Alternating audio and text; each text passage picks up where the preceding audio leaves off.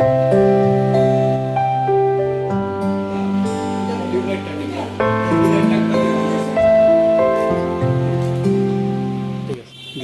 Kailashahar, Unakoti, Tripura. Actually গত বছর আজকের দিনে আমার বাবা স্বর্গীয় গুণেন্দ্র রায়, তাকে অনেকে গোপাল রায় নামে চেনেন, উনি কোভিড আক্রান্ত হয়ে পরলোক গমন করেন। তো আজকে বাবার প্রথম মৃত্যুবার্ষিকীতে আমি ভাবলাম, কোভিড আক্রান্ত যেহেতু উনি মারা গেছেন তাই কিছুই করতে পারিনি, তো ভাবলাম কিছু একটা বাবার নামে একটা ভালো কাজ করি, তাহলে একটু নিজের মনে শান্তি পাওয়া যায়, এর বেশি তো আর কিছুই করতে পারবো।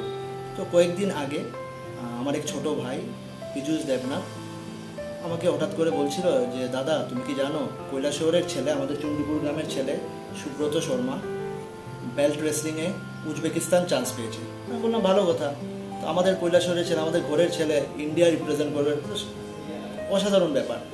তো পীযূষ তখন বললো, দাদা একটা প্রবলেম আছে। বললাম কি? বললো সে অর্থনৈতিকভাবে একটু দুর্বল, সে আরও অনেক পদক এনেছে। 2 মাস আগে কলকাতা নেতাজি ইন্ডোর স্টেডিয়ামে আন্তর্জাতিক স্তরে সে সিলভার মেডেল এনেছে।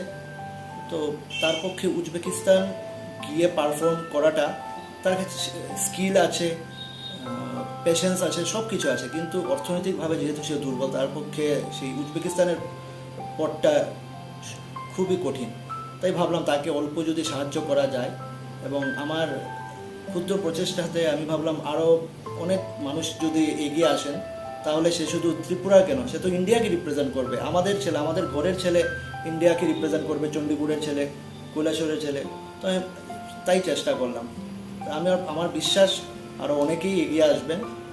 আর আমাদের মুখ্যমন্ত্রী মাননীয় মানিক সাহাজি, প্রধানমন্ত্রী শ্রদ্ধেয় নরেন্দ্র মোদীজি, আমি জানি ওনারা ব্যবস্থা করবেন, কিন্তু ওনারা জানবেন কি করে ব্যাপারটা, যে এত প্রতিভাবান একজন ছেলে কৈলাসহরে আছেন, তার জন্য মানুষকে এগিয়ে আসতে হবে। কারণ সরকারে যারা কাজ করছেন কয়েকজন মানুষ মিলে কাজ করছেন, কিন্তু সাধারণ মানুষের সংখ্যাটা অনেক বেশি। তো আমার সবসময় একটা বিশ্বাস, সাধারণ মানুষ যদি আওয়াজ তোলে, সরকার সে আওয়াজ শুনতে বাধ্য। তো আমি মনে করি আপনারা সবাই মিলে ক্যাম্পেইনটা, যে আই স্ট্যান্ড উইথ সুব্রত সরকার নামে যে ক্যাম্পেইনটা আমি আজকে স্টার্ট করব, আপনারা সবাই যোগ দিন।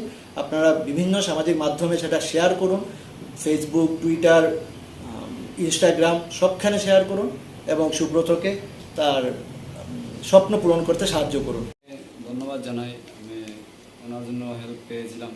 তো আমি এর আগেও মেডেল আনছিলাম, মেডেল আনি না আমি এরকম কষ্ট করে যাইতেছি, তখন এমন একটা জায়গায় যাই কিন্তু আমি আর তুমি একদম দুর্বল যাইতে পারতাম না। তখন দাদাই আমার একটু হেল্প করছে, আমার নেক্সট ডে আরও যদি মানুষ আমার হেল্প করতে, আমি একটু গিয়ে এখানে একটু ভালো পারফরমেন্স দেখাইতাম, নেক্সট ডে আর একটা মেডেল আনতে আমি চেষ্টা করবো আমি গোল্ড আনতে পারি।